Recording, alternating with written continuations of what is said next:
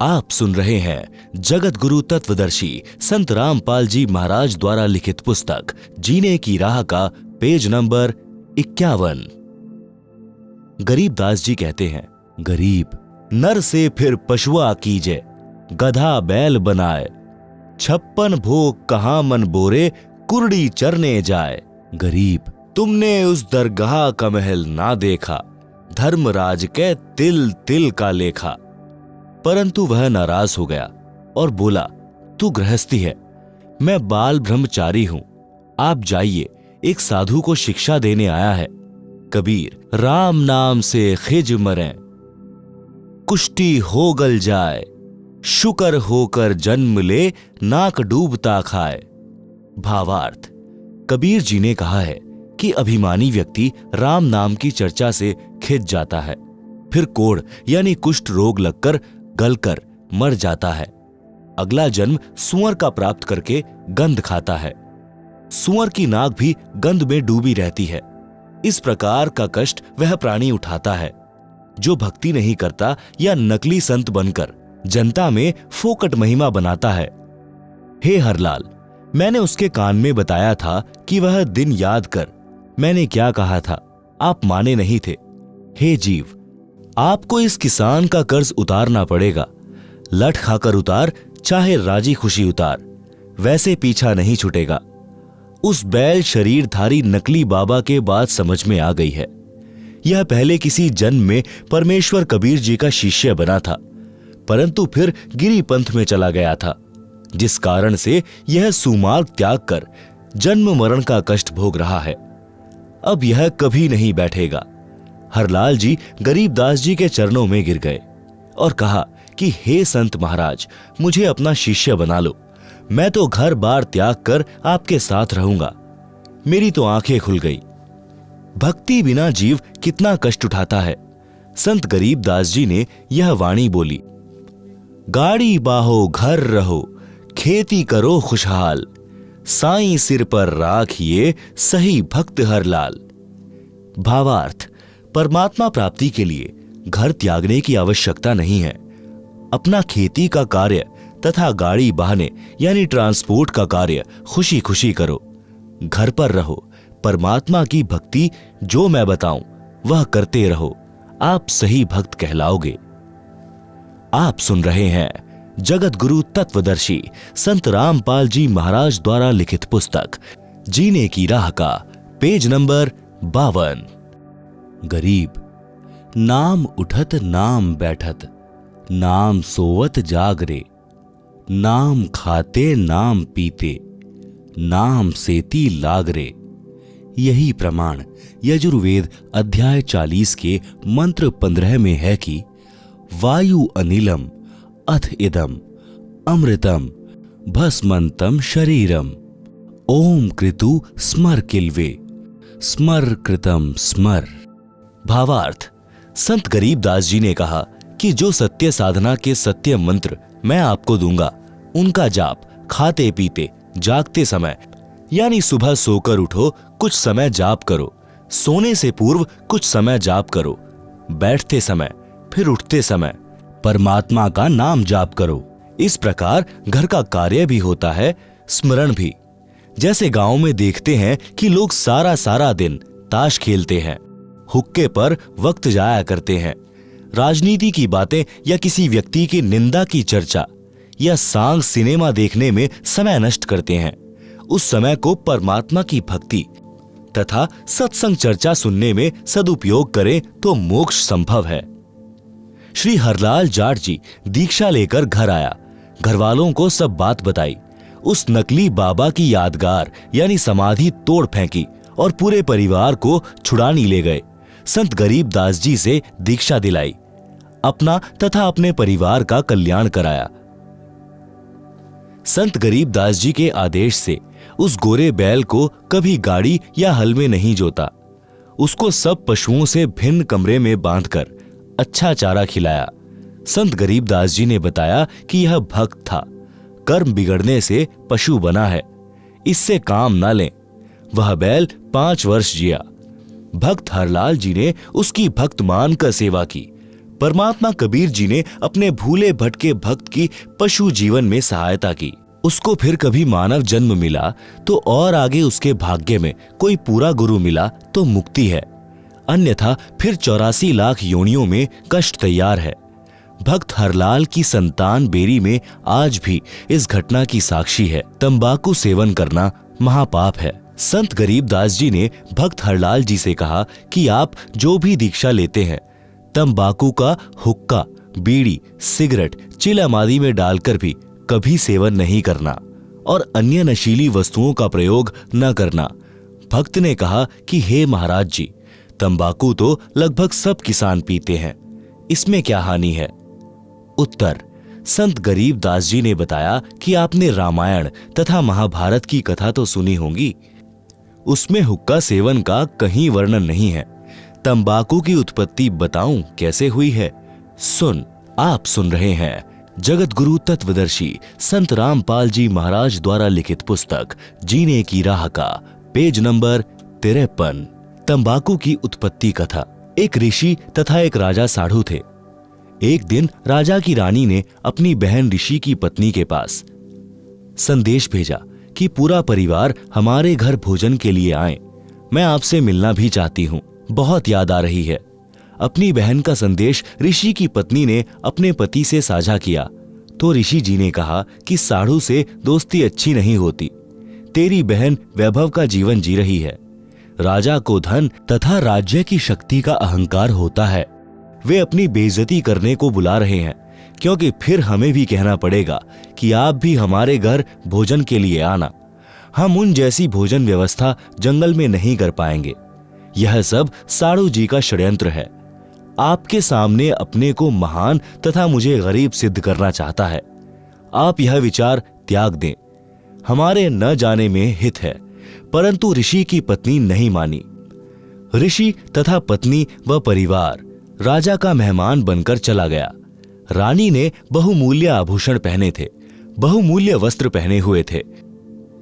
ऋषि की पत्नी के गले में राम नाम जपने वाली माला तथा सामान्य वस्त्र साध्वी वाले, जिसे देखकर दरबार के कर्मचारी अधिकारी मुस्कुरा रहे थे कि यह है राजा का साधु, कहां राजा भोज, कहां गंगू तेली।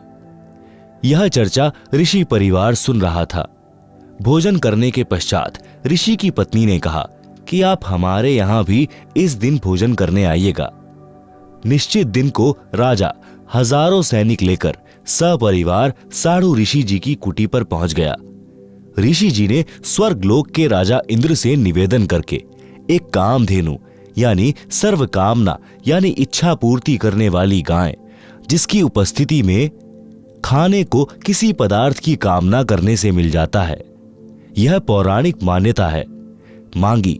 उसके बदले में ऋषि जी ने अपने पुण्य कर्म संकल्प किए थे।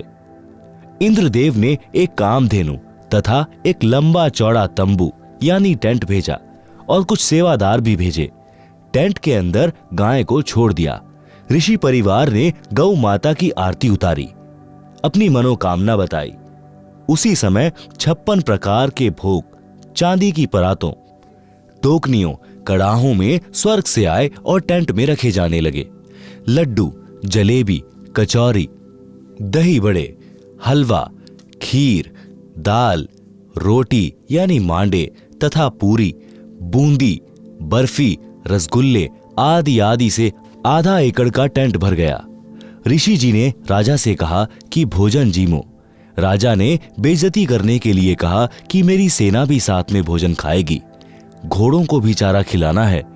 ऋषि जी ने कहा कि प्रभु कृपा से सब व्यवस्था हो जाएगी, पहले आप तथा सेना भोजन करें। राजा उठकर भोजन करने वाले स्थान पर गया। वहां भी सुंदर कपड़े बिछे थे। राजा देखकर आश्चर्यचकित रह गया। फिर चांदी की थालियों में भिन्न भिन्न प्रकार के भोजन ला लाकर सेवादार रखने लगे। अन्नदेव की स्तुति करके ऋषि जी ने भोजन करने की प्रार्थना की। राजा ने देखा कि इसके सामने तो मेरा भोजन भंडारा कुछ भी नहीं था। मैंने तो केवल ऋषि परिवार को ही भोजन कराया था, वह भी 3-4 पदार्थ बनाए थे। राजा शर्म के मारे पानी पानी हो गया। खाना खाते वक्त बहुत परेशान था। ईर्ष्या की आग धधकने लगी। बेइज्जती मान ली, सर्व सैनिक खाएं और सराहें। राजा का रक्त जल रहा था। अपने टेंट में जाकर ऋषि को बुलाया और पूछा कि यह भोजन जंगल में कैसे बनाया। न कोई कड़ाही चल रही है, न कोई चूल्हा जल रहा है। ऋषि जी ने बताया कि मैंने अपने पुण्य तथा भक्ति के बदले स्वर्ग से एक गाय उधारी मांगी है। उस गाय में विशेषता है कि हम जितना भोजन चाहें तुरंत उपलब्ध करा देती है। राजा ने कहा कि मेरे सामने उपलब्ध कराओ तो मुझे विश्वास हो। ऋषि तथा राजा टेंट के द्वार पर खड़े हो गए। अंदर केवल गाय खड़ी थी। द्वार की ओर मुख था। टेंट खाली था क्योंकि सबने भोजन खा लिया था। शेष बचा सामान तथा सेवक ले जा चुके थे। गाय को ऋषि जी की अनुमति का इंतजार था। राजा ने कहा कि ऋषि जी, यह गाय मुझे दे दो। मेरे पास बहुत बड़ी सेना है, उसका भोजन इससे बनवा लूंगा। तेरे किस काम की है? ऋषि ने कहा, राजन, मैंने यह गौ माता उधारी ले रखी है, स्वर्ग से मंगवाई है। मैं इसका मालिक नहीं हूं, मैं आपको नहीं दे सकता। राजा ने दूर खड़े सैनिकों से कहा कि इस गाय को ले चलो। ऋषि ने देखा कि साढ़ू की नीयत में खोट आ गया है। उसी समय ऋषि जी ने गौ माता से कहा कि गौ माता, आप अपने लोक, अपने धनी स्वर्गराज इंद्र के पास शीघ्र लौट जाएं। उसी समय कामधेनु टेंट को फाड़कर सीधी ऊपर को उड़ चली। राजा ने गाय को गिराने के लिए गाय के पैर में तीर मारा। गाय के पैर से खून बहने लगा और पृथ्वी पर गिरने लगा। गाय घायल अवस्था में स्वर्ग में चली गई। जहां जहां गाय का रक्त गिरा था वहीं वहीं तंबाकू उग गया। फिर बीज बनकर अनेकों पौधे बनने लगे।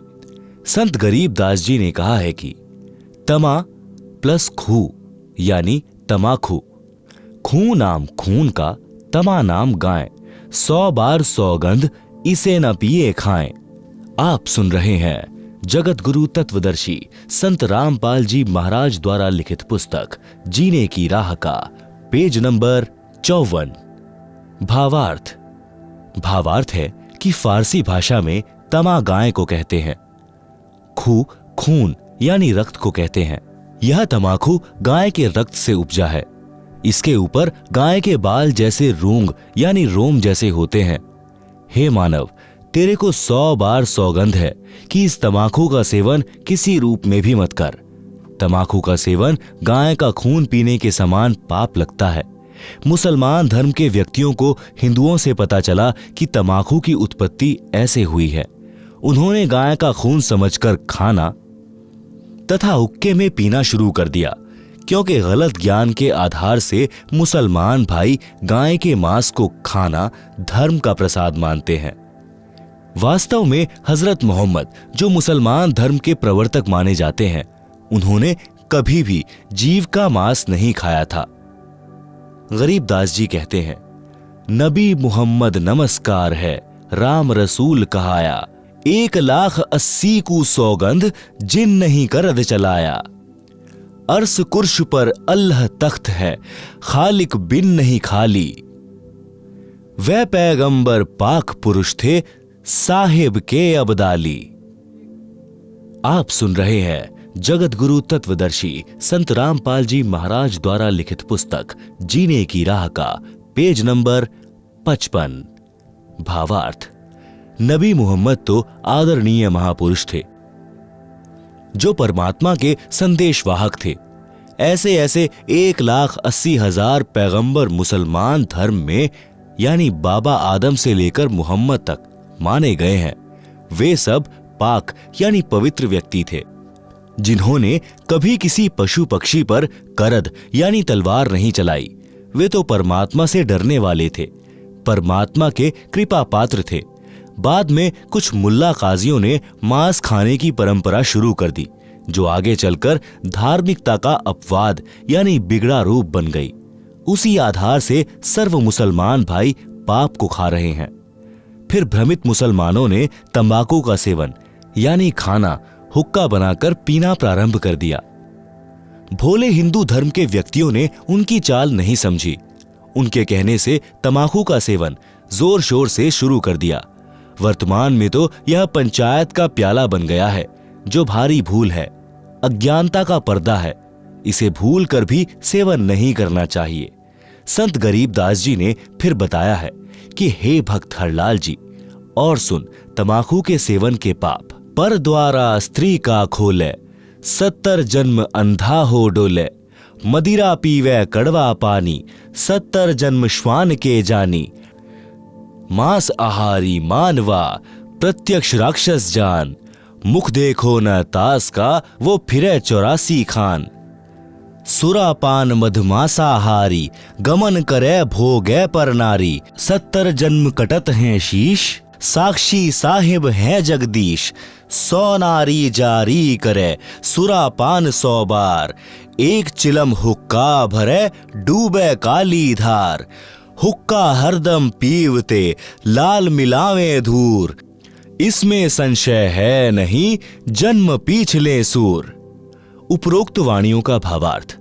वाणी संख्या 1 में कहा है कि जो व्यक्ति अन्य स्त्री से अवैध संबंध बनाता है, उस पाप के कारण वह 70 जन्म अंधे के प्राप्त करता है। अंधा गधा गधी, अंधा बैल, अंधा मनुष्य या अंधी स्त्री के लगातार 70 जन्मों में कष्ट भोगता है। वाणी संख्या 2। कड़वी शराब रूपी पानी जो पीता है, वह उस पाप के कारण 70 जन्म तक कुत्ते के जन्म प्राप्त करके कष्ट उठाता है। गंदी नालियों का पानी पीता है। रोटी न मिलने पर गुह यानी टट्टी खाता है। वाणी संख्या 3। जो व्यक्ति मांस खाते हैं, वे तो स्पष्ट राक्षस हैं। उनका तो मुख भी नहीं देखना चाहिए, यानी उनके साथ रहने से अन्य भी मांस खाने का आदी हो सकता है, इसलिए उनसे बचें। वह तो 84 लाख योनियों में भटकेगा। वाणी संख्या 4-5। सुरा यानी शराब पीने वाले तथा पर स्त्री को भोगने वाले, मांस खाने वालों को अन्य पाप कर्म भी भोगना होता है। उनके 70 जन्म तक मानव या बकरा बकरी, भैंस या मुर्गे आदि के जीवनों में सिर कटते हैं। इस बात को मैं परमात्मा को साक्षी रखकर कह रहा हूं, सत्य मानना। आप सुन रहे हैं जगत गुरु तत्वदर्शी संत रामपाल जी महाराज द्वारा लिखित पुस्तक जीने की राह का पेज नंबर 56। वाणी संख्या 6। एक चिलम भरकर हुक्का पीने वाले को देने से भरने वाले को जो पाप लगता है, वह सुनो। एक बार पर स्त्री गमन करने वाला, एक बार शराब पीने वाला, एक बार मांस खाने वाला पाप के कारण उपरोक्त कष्ट भोगता है। 100 स्त्रियों से भोग करे और 100 बार शराब पिए, उसे जो पाप लगता है, वह पाप एक चिलम भरकर हुक्का पीने वाले को देने वाले को लगता है। विचार करो, तंबाकू सेवन यानी हुक्के में, बीड़ी सिगरेट में पीने वाले, खाने वाले, करने वाले को कितना पाप लगेगा। इसलिए उपरोक्त सर्व पदार्थों का सेवन कभी ना करो। वाणी संख्या 7। समाज के व्यक्तियों को देखकर कुछ व्यक्ति हुक्का या अन्य नशीली वस्तुएं सेवन करने लग जाते हैं। यदि सत्संग सुनकर बुराई त्याग देते हैं, तो वे जीव पिछले जन्म में भी मनुष्य थे। उनके अंदर नशे की गहरी लत नहीं बनती, परंतु जो बार बार सत्संग सुनकर भी तंबाकू आदि नशे का त्याग नहीं कर पाते, वे पिछले जन्म में सूअर के शरीर में थे। सूअर के शरीर में बदबू यानी बैड स्मेल सूंघने से तंबाकू की बदबू पीने सूंघने की गहरी आदत होती है। वे शीघ्र हुक्का व अन्य नशा नहीं त्याग पाते। वे अपने अनमोल मानव शरीर रूपी लाल को मिट्टी में मिला रहे हैं। उनको अधिक सत्संग सुनने की राय दी जाती है। निराश न हो, सच्चे मन से परमात्मा कबीर जी से नशा छुड़वाने की पुकार प्रार्थना करने से सब नशा छूट जाता है। तंबाकू के विषय में अन्य विचार। तंबाकू यानी हुक्का पीने वालों की स्थिति बताई है। संत गरीबदास जी के ग्रंथ में अथ तंबाकू की बैत नामक अध्याय में पितबाई खांसी निबासी निबास, कफदल कलेजा लिया है गिरास, काला तमाखू अरु गोरा पिवाक, 10-20 लंगर जहां बैठे गुटाक, बाजे ने गुड़गुड़ अरु हुक्के हजूम, कोरे कुबुद्धि बीसा है ना सूम, बाकी पगड़ी अरु बाकी ही ने, खुद डूबे अरु डुबोए है के। गुटाकड़ अटाकड़ मटाकड़ लहूर, एक बैठेगा अड़कर एक बैठेगा दूर। पीवे तमाखू पड़े करम मार, अमली के मुख में मूत्र की धार। कड़वा ही कड़वा तू करता हमेश, कड़वा ही ले प्यारे कड़वा ही पेश। कामी क्रोधी तू लोभी लबूट, बचन मान मेरा धूमा न घूंट। हुक्का हरामी गुलामी गुलाम, धनी के सरे में न पहुंचे अलाम। पामर परम धाम जाते न कोई, झूठे अमल पर दई जान खोई। मुर्दा मजावर हरामी हराम, पीवे तमाखू सो इंद्री के गुलाम। अज्ञान नींद न सो उठ जाग, पीवे तमाखू गए फुटी भाग। भांग तमाखू पीवे ही सुरापान से हेत, गोसत मिट्टी खाए कर जंगली बने प्रेत। पान तमाखू चाब ही सांस नाक में देत, सो तो अकार्थ गए जो भड़ भूजे का रेत। भांग तमाखू पी वही गोसत गला कबाब, मोर मृग को भगत है देंगे कहा जवाब। भांग तमाखू पीवते चिस्मियों नाली तमाम, साहिब तेरी साहिबी जाने कहाँ गुलाम। गौवा अपनी अम्मा है इस पर छुरी न बाहे, गरीब दास घी दूध को सब ही आत्म खाए। आप सुन रहे हैं जगत गुरु तत्वदर्शी संत रामपाल जी महाराज द्वारा लिखित पुस्तक जीने की राह का पेज नंबर 57। भावार्थ।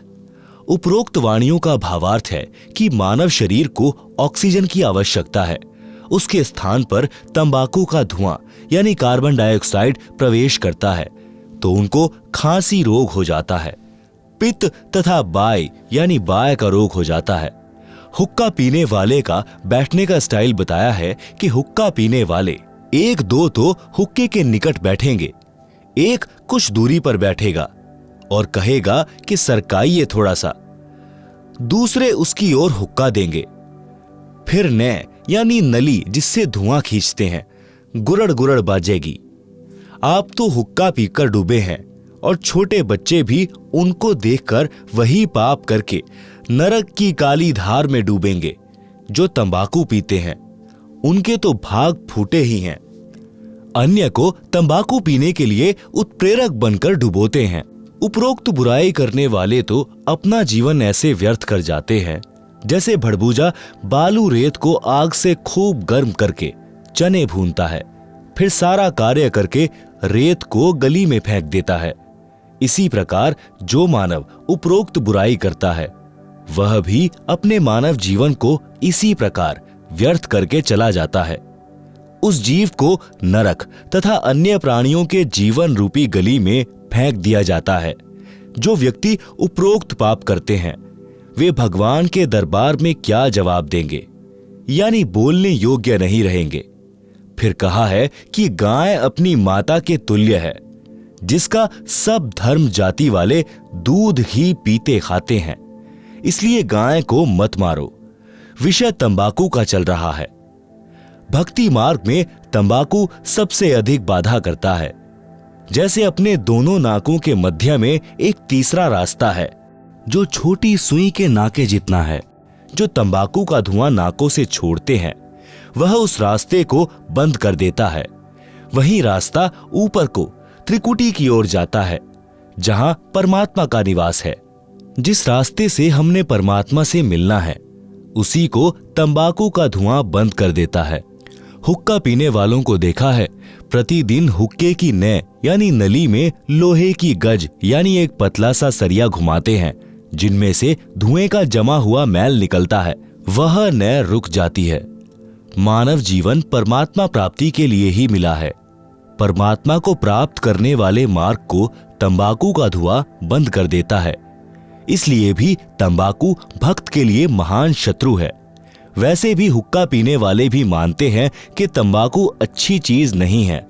जब कोई छोटा बच्चा अपने दादा ताऊ पिता चाचा को हुक्का पीते देखता है तो वह भी नकल करता है, हुक्के को पीने लगता है। तो बड़े व्यक्ति जो स्वयं हुक्का पीते हैं उस बच्चे को धमकाते हैं कि खबरदार, अगर हुक्का पिया तो यह अच्छा नहीं है। यदि आप जी इसे अच्छा पदार्थ मानते हैं तो बच्चों को भी पीने दो। आप मना करते हैं तो मानते हो कि यह अच्छा नहीं है, हानिकारक है। सर्दियों में एक मकान में छोटे बच्चे भी सो रहे होते हैं। उसी में हुक्का पीने वाला हुक्का पी रहा होता है। वह स्वयं तो पाप कर ही रहा है, अपने परिवार को धुआं पिलाकर पाप का भागी बना रहा है। छोटे बेटा बेटी को दादा पिताजी अपने हिस्से के दूध से पिलाने की कोशिश करता है कि ले थोड़ा और पी ले, देख तेरी चोटी बढ़ रही है, और पी जा। इस प्रकार उसे दूध का गिलास पिलाकर दम लेता है, क्योंकि दूध बच्चे के लिए लाभदायक है। हुक्का बीड़ी पीने से मना करता है तो दिल तो कहता है कि तंबाकू पीना बुरा है, परंतु समाज में यह बुराई आम हो चुकी है, इसलिए पाप नहीं लगता। जैसे कई कबीले मांस खाते हैं, उनके बच्चों के लिए वह पाप आम बात है। इसी प्रकार तंबाकू पीना भी महापाप है, परंतु परंपरा पड़ गई है, पाप नहीं लगता, इसे त्याग देना चाहिए। भक्त हरलाल जी ने उसी दिन हुक्का तोड़ दिया, चिलम फोड़ दी, सर्व परिवार को वे सब बातें सुनाई, नाम दीक्षा दिलाई। कई पीढ़ी तक बेरी के उन परिवारों में हुक्का नहीं था। बाद में सत्संग के अभाव में फिर से कुछ कुछ पीने लगे हैं। आप सुन रहे हैं जगत गुरु तत्वदर्शी संत रामपाल जी महाराज द्वारा लिखित पुस्तक जीने की राह का पेज नंबर 58। तंबाकू से गधे घोड़े भी घृणा करते हैं।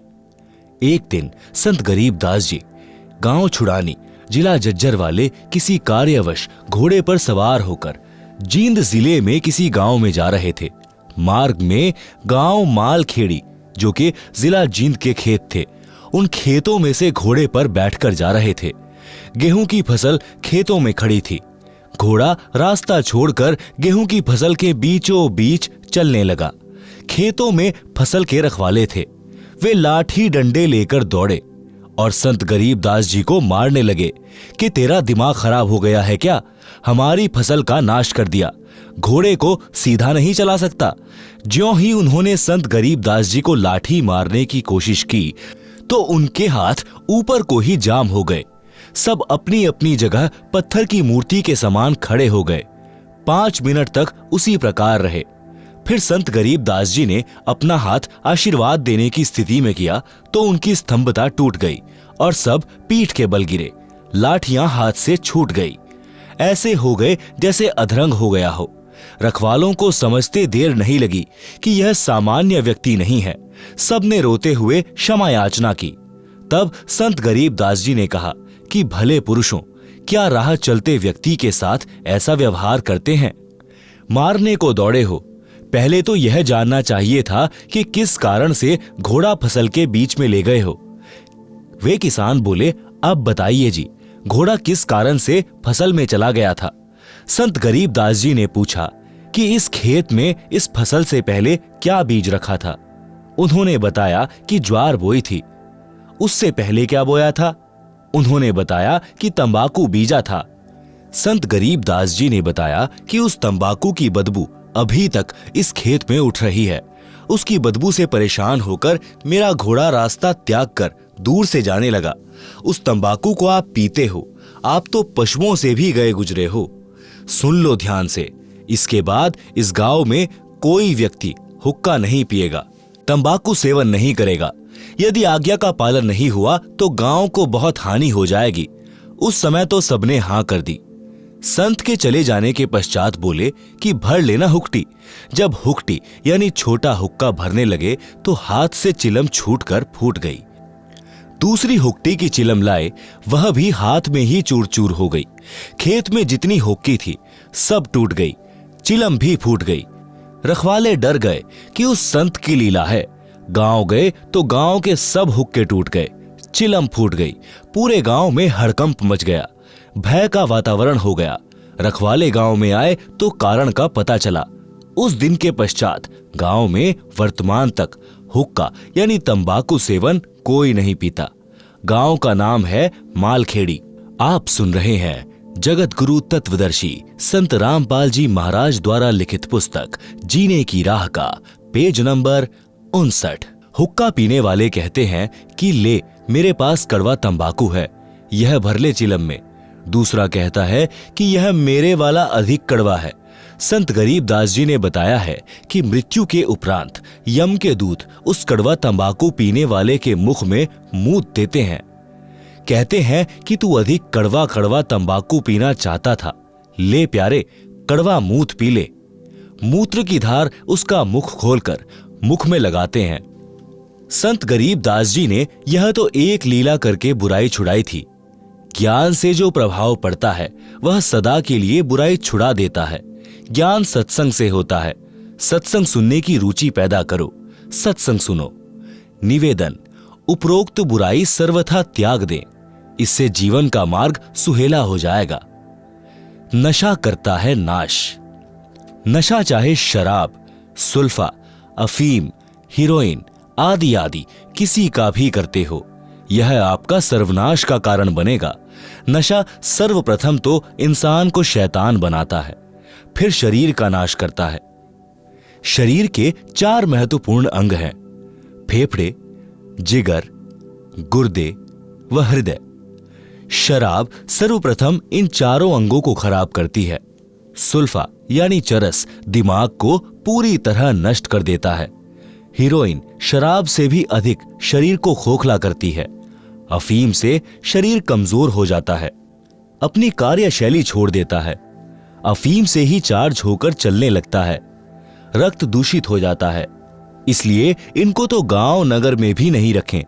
घर की बात क्या, सेवन करना तो सोचना भी नहीं चाहिए। एक व्यक्ति दिल्ली पालम हवाई अड्डे पर नौकरी करता था। सन 1997 की बात है।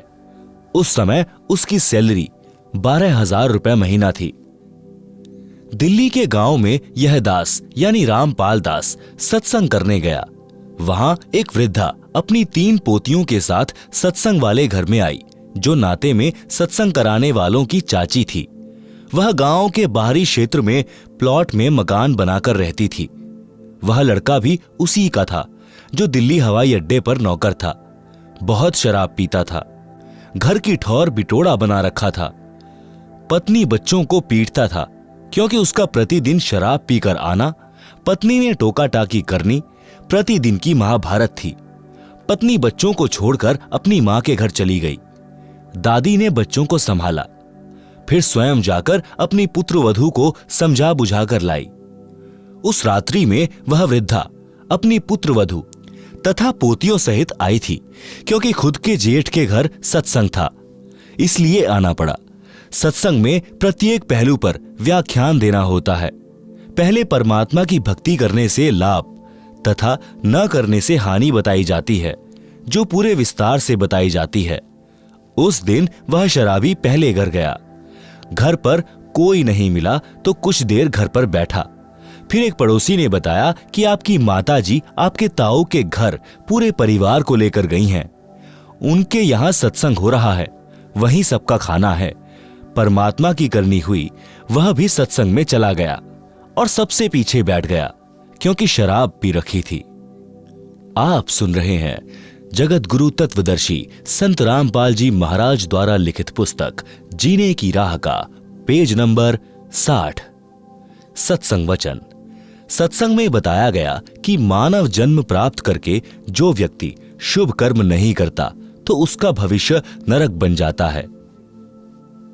जो नशा करता है उसका वर्तमान तथा भविष्य दोनों नरक ही होते हैं। नशा इंसानों के लिए नहीं है, यह तो इंसान से राक्षस बनाता है। जो व्यक्ति पूर्व जन्म के पुण्य कर्मों वाले हैं, उनको इस जन्म में उन शुभ कर्मों के प्रतिफल में अच्छी नौकरी मिली है या अच्छा कारोबार है।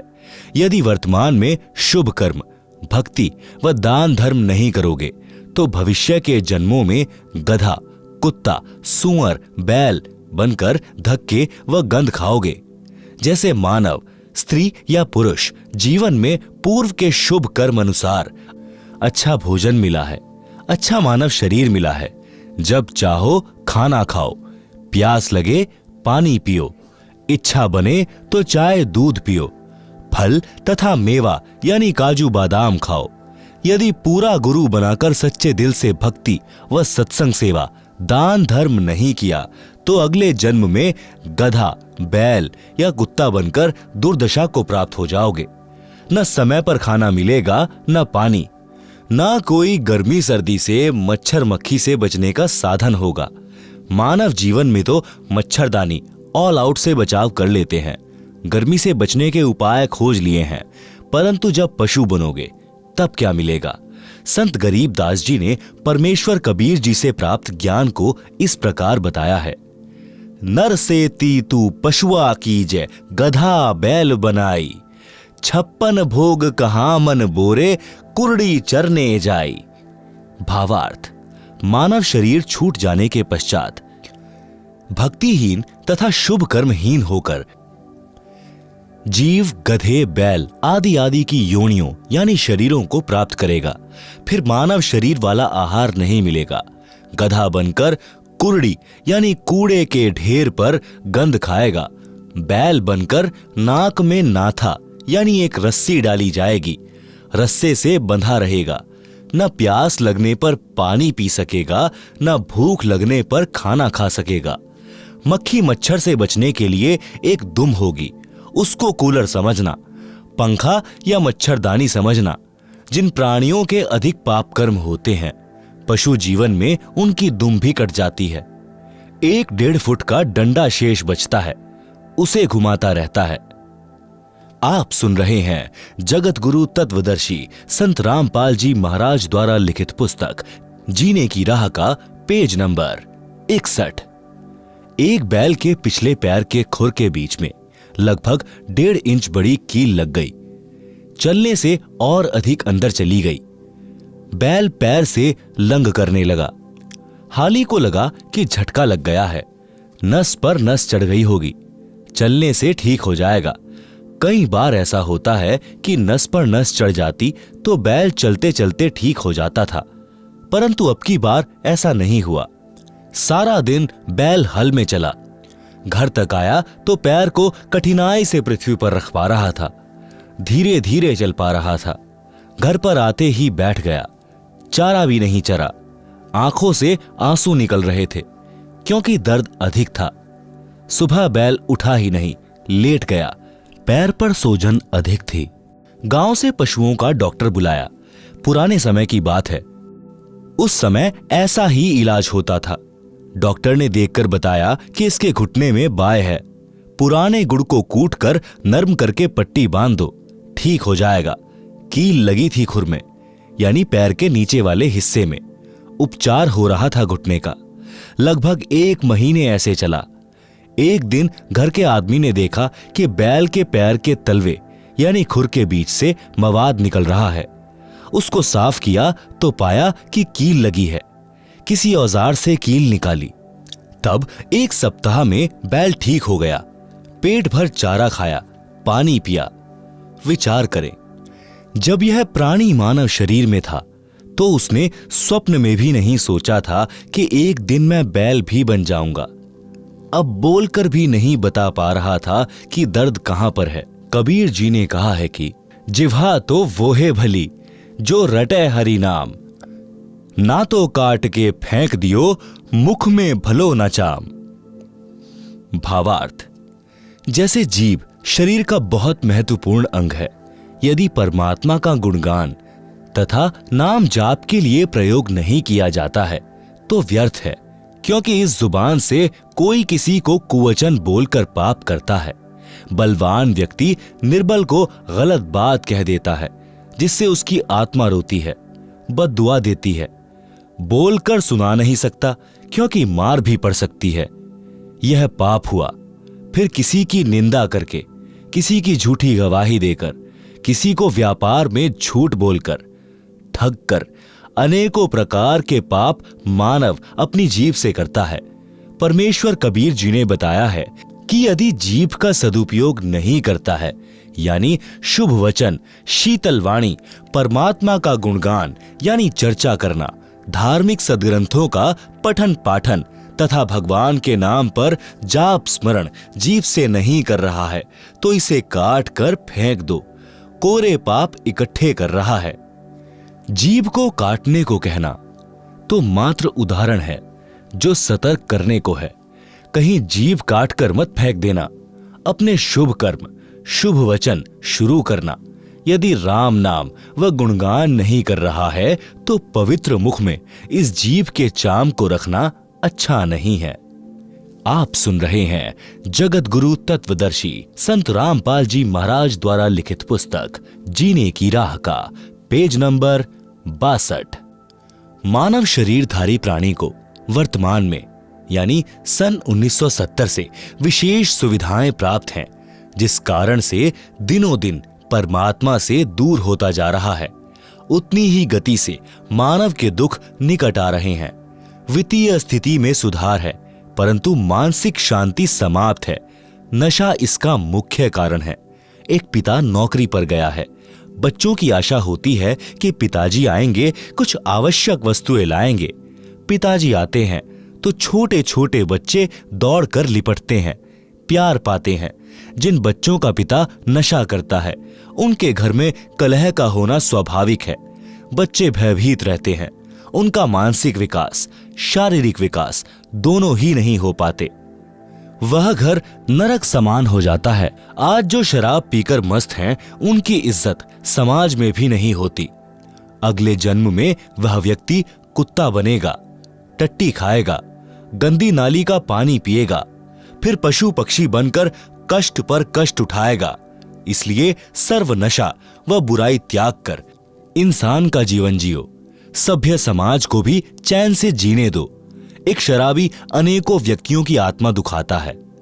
पत्नी की, पत्नी के माता पिता, भाई बहनों की, अपने माता पिता, बच्चों की, भाई आदि की।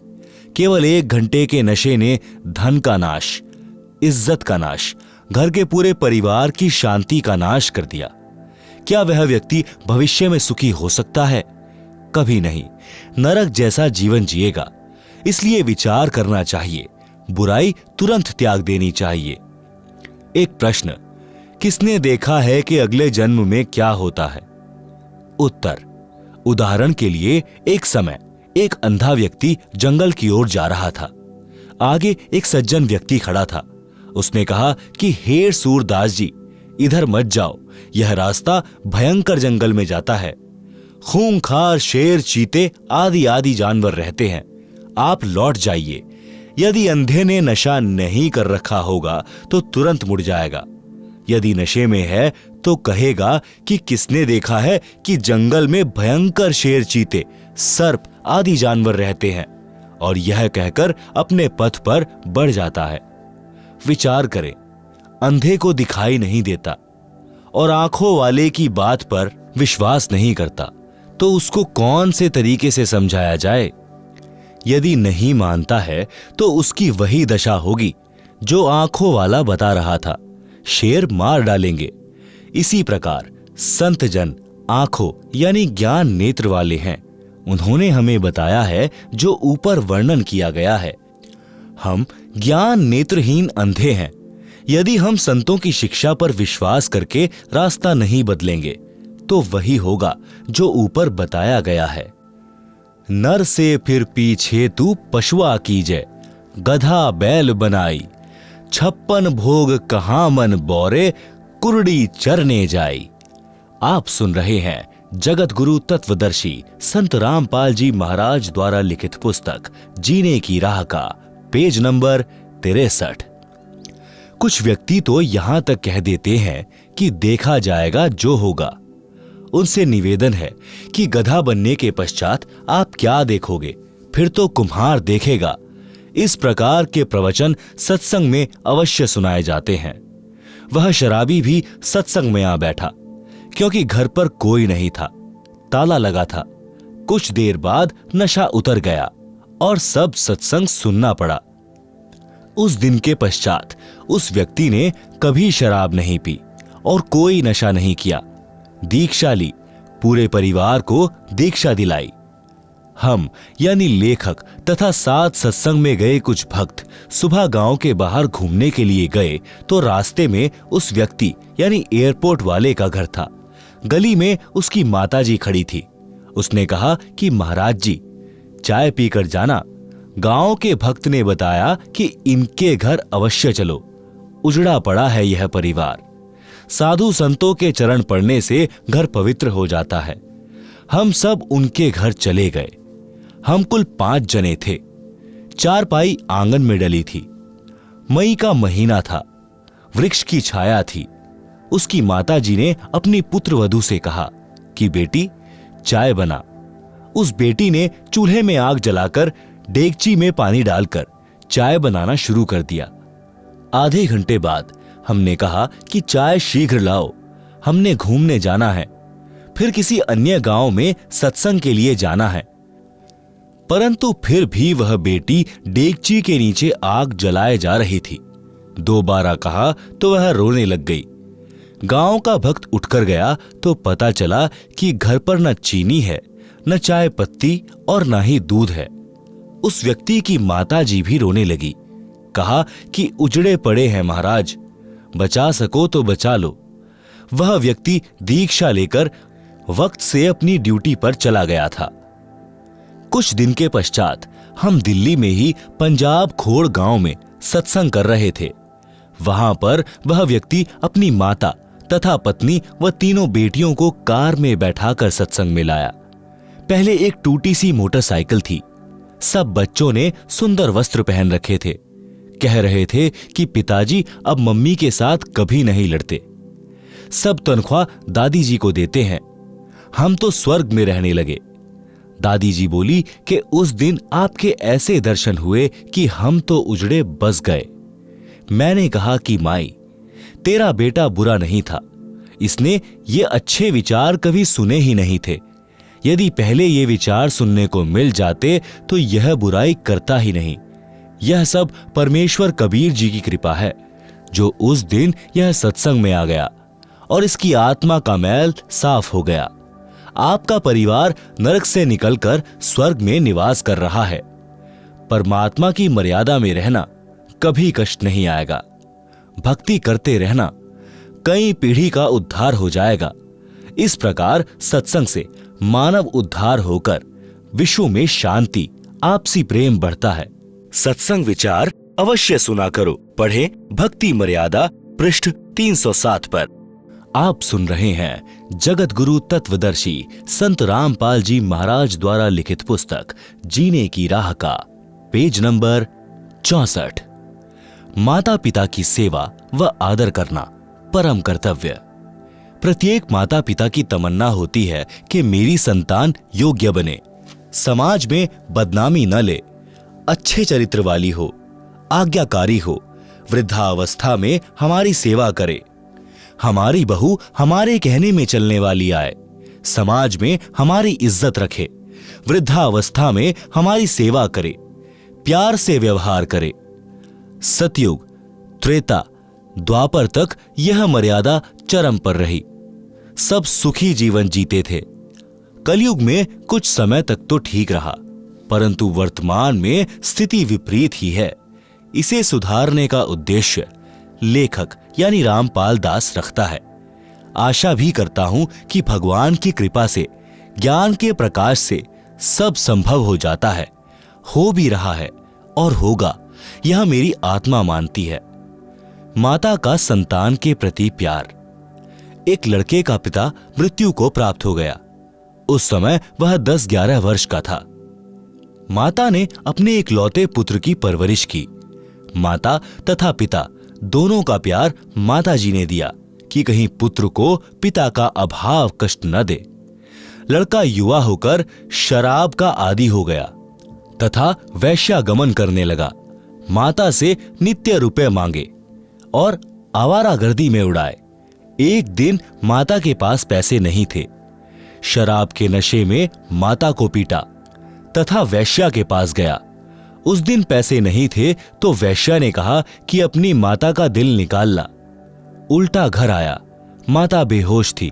छुरा मारकर माता का दिल निकाल कर चल पड़ा। नशे में ठोकर लगी और गिर गया। माता के दिल से आवाज आई कि बेटा, तेरे को चोट तो नहीं लगी?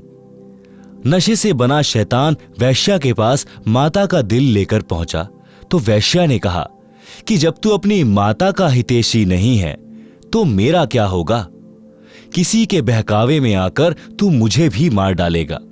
मेरे को तो तेरे से पीछा छुड़ाना था कि अब तू निर्धन हो गया है, मेरे किस काम का? इसलिए यह शर्त रखी थी कि तू माता का दिल निकाल नहीं सकता, क्योंकि वह तेरे को कभी किसी वस्तु के लिए मना नहीं करती थी। हे शैतान, चला जा मेरी आंखों के सामने से। यह कहकर वैश्या ने उसे घर से बाहर धक्का देकर द्वार बंद कर लिया। वह शैतान घर आया, माता के शव पर विलाप करने लगा। कहा कि माता जी, हो सके तो भगवान के दरबार में भी मुझे बचाना। आवाज आई कि बेटा, कुछ नहीं हुआ, बस तेरे को खुश देखना चाहती हूं। उसी समय नगर के लोग आए, थाने में सूचना दी। उस अपराधी को राजा ने फांसी की सजा दी। राजा ने फांसी चढ़ाने से पूर्व उसकी अंतिम इच्छा जानी। तो उस लड़के ने कहा कि कुछ नागरिकों को बुलाया जाए, मैं अपनी कारगुजारी को सबके साथ साझा करना चाहता हूं। नगर के व्यक्ति आए। उस लड़के ने अपना जुल्म कबूला और बताया कि मैंने उपरोक्त जुल्म किया। मेरी मां की आत्मा अंतिम समय में भी मेरे सुखी रहने की कामना करती रही। मेरे को नशे ने शैतान बना दिया। मैंने वैश्यागमन करके समाज को दूषित किया। आप लोग मेरे से नसीहत लेना। जो घोर पाप मैंने अपनी माता जी को परेशान करके किया, कोई मत करना। माता जैसी हमदर्द संसार में पत्नी भी नहीं हो सकती, भले ही वह कितनी ही नेक हो। माता अपने बेटा बेटी को इतना प्यार करती है कि सर्दियों में बच्चा पेशाब कर देता है तो माता स्वयं उसके पेशाब से भीगे ठंडे वस्त्र पर लेटती है। बच्चे के नीचे सूखा बिछौना कर देती है। यदि बच्चा भूख से रो रहा होता है तो खाना बीच में छोड़कर उसे पहले अपना दूध पिलाकर शांत करती है। आप सुन रहे हैं जगत गुरु तत्वदर्शी संत रामपाल जी महाराज द्वारा लिखित पुस्तक जीने की राह का पेज नंबर 65। पिता बच्चों की हर संभव गलती क्षमा कर देता है। परमात्मा कबीर जी ने कहा है कि पिता अपने पुत्र पुत्री के सर्व अपराध क्षमा कर देता है। अवगुण मेरे बाप जी, बख्शो गरीब नवाज, जो मैं अपूत कपूत हूं तो भी पिता को लाज। शब्दार्थ, परमात्मा सर्व प्राणियों का पिता है। पिता में विशेषता होती है कि उसका बेटा बेटी अज्ञानता में गलती कर देते हैं और वे पिता से क्षमा याचना कर लेते हैं कि भविष्य में कभी गलती नहीं करेंगे, तो पिता उनको तुरंत क्षमा कर देता है। इसलिए भक्त परमात्मा से विनय करता है कि हे दीन दयाल, आप तो सबके पिता हो, मेरे अवगुण यानी अपराध पिता होने के नाते क्षमा करना। मैं कपूत यानी निकम्मा पुत्र भी हूं, तो भी आप पिता का कर्तव्य पालन करके क्षमा करना। राम भक्त की पत्नी का देहांत हो गया। उस समय उसका पुत्र 3 वर्ष का था। उस व्यक्ति की रिश्तेदारी में एक घटना ऐसी घटी थी जिसने उसको झंझोर कर रख दिया। कथा इस प्रकार है। उसके मामा जी अपनी बहन यानी राम भक्त की माता जी से लगभग 10 वर्ष बड़े थे। मामा जी के 2 पुत्र थे। राम भक्त की मामी जी का देहांत हो गया। मामी जी ने दूसरा विवाह कर लिया। दूसरी पत्नी को पुत्र हुआ। दूसरी पत्नी पहले वाली के पुत्रों से ईर्ष्या करने लगी। यह विचार किया कि 15 एकड़ जमीन है, 3 जगह बटेगी। उसने उन बच्चों को कांच पीसकर दूध तथा खाने में खिला पिला दिया, जिससे दोनों को धीरे धीरे रोगी होकर मृत्यु हो गई है। डॉक्टर ने बताया कि बच्चे कांच खा गए हैं, जिस कारण से इनकी मृत्यु हुई है। एक दिन उसकी पत्नी ने पड़ोसन से बताया कि मैंने ऐसे ऐसे किया, मेरे बेटे को 15 एकड़ जमीन मिल गई। उस स्त्री ने मेरे मामा जी को बताया। मामा जी छोटी मामी को बहुत प्यार करते थे और उस पर विश्वास करते थे। उन्हें विश्वास नहीं हो रहा था। एक दिन छोटी मामी अपने भाई से बता रही थी कि मैंने ऐसे ऐसे किया, तेरे भांजे को 15 एकड़ जमीन मिल गई। आप सुन रहे हैं जगत गुरु तत्वदर्शी संत रामपाल जी महाराज द्वारा लिखित पुस्तक जीने की राह का पेज नंबर 66। यह बात मेरा मामा भी सुन रहा था, क्योंकि वह खिड़की से बाहर स्वाभाविक खड़ा था। मामी का भाई बोला कि बहन, तूने जुल्म कर दिया, इस पाप को कहां रखेगी? आज के बाद मैं तेरी शक्ल देखने भी नहीं आऊंगा। मामा जी का दिमाग फटने को हो गया। घर त्याग कर अपनी बहन के घर पर आ गया, यानी हमारे यानी राम भक्त के घर पर जीवन व्यतीत किया। कुछ वर्ष के पश्चात छोटी मामी से जन्मा वह पुत्र भी मर गया। वह छोटी मामी किसी के साथ भाग गई। पता चला कि उस व्यक्ति ने उसके गहने छीनकर मारकर कुएं में डाल दिया। पुलिस को पता चला तो उस व्यक्ति को फांसी लगाई गई। इस सर्वनाश महाभारत को याद करके राम भक्त ने दूसरा विवाह नहीं किया। लड़के को अपने साथ रखता, हल जोतता था तो पुत्र को कंधे पर बैठा कर रखता था। थक जाता तो वृक्ष के नीचे लेटा देता। स्वयं खाना बनाता, स्वयं स्नान कराता, कपड़े साफ करता।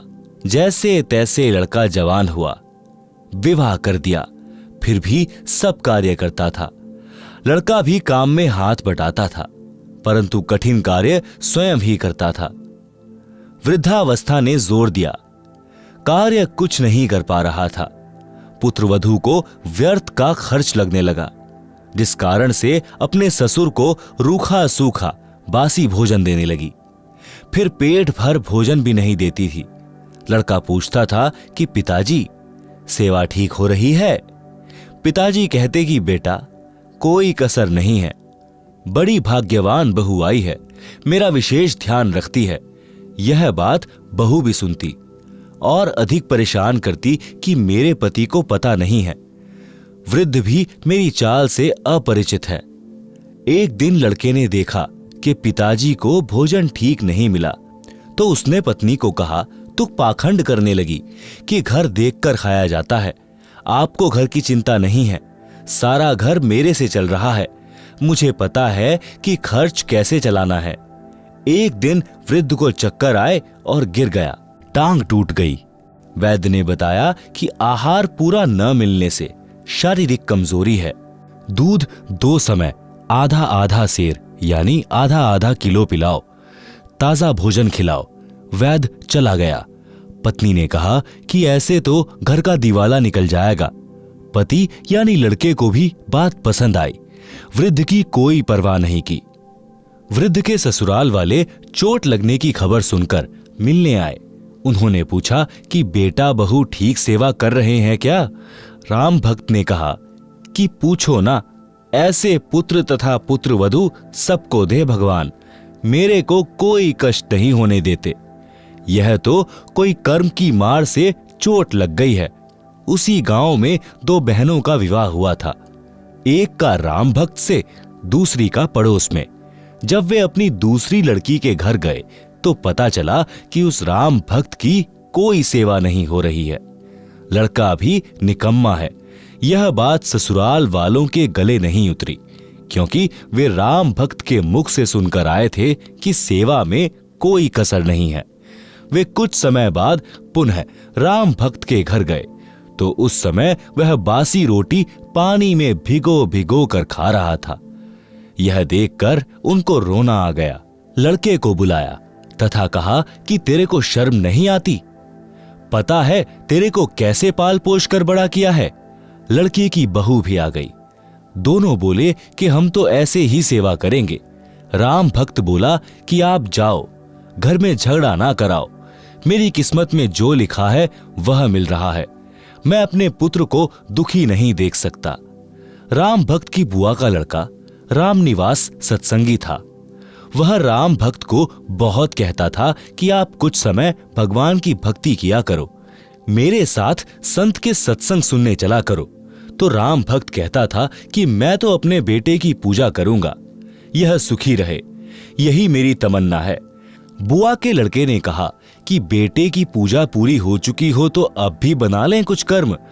फिर भी यही कहा कि बेटे बहू को देख देख कर जी रहा हूं। बहुत कहने के पश्चात राम भक्त अपनी बुआ के लड़के राम निवास के साथ सत्संग में गया। फिर राम निवास अपने घर ले गया, उसकी दवा कराई, अच्छा खाना खिलाया, कई महीने अपने पास रखा। राम भक्त भक्ति पर पूरा दृढ़ हो गया। घर पर गया तो बच्चों से कहा, बेटा बेटी पुत्र वधू, आज तक मैंने आपसे कुछ नहीं मांगा, आज एक भीख मांग रहा हूं, आप मेरे साथ सत्संग में एक बार चलो। उन्होंने कहा कि पीछे से पशुओं तथा बच्चों को कौन संभालेगा? राम भक्त ने कहा कि बेटा घर पर रह जाएगा, बेटी तथा पोता पोती मेरे साथ चलो। ऐसा ही किया। जब उस पुत्रवधू ने सत्संग के वचन सुने, वहां आने वाले सब भक्तों की सेवा पुराने भक्त भक्तमती ऐसे कर रहे थे जैसे विशेष मेहमानों की घर पर करते हैं। वृद्ध, रोगी, अपंग श्रद्धालुओं की भी विशेष सेवा कर रहे थे। सत्संग में यह बताया जाता है कि जीव पर दया बनाए रखने से परमात्मा प्रसन्न होता है। दुखियों, असहायों की सहायता करना मानव मात्र का परम कर्तव्य है। दया धर्म का मूल है, पाप मूल अभिमान। कह कबीर दयावान के पास रहे भगवान।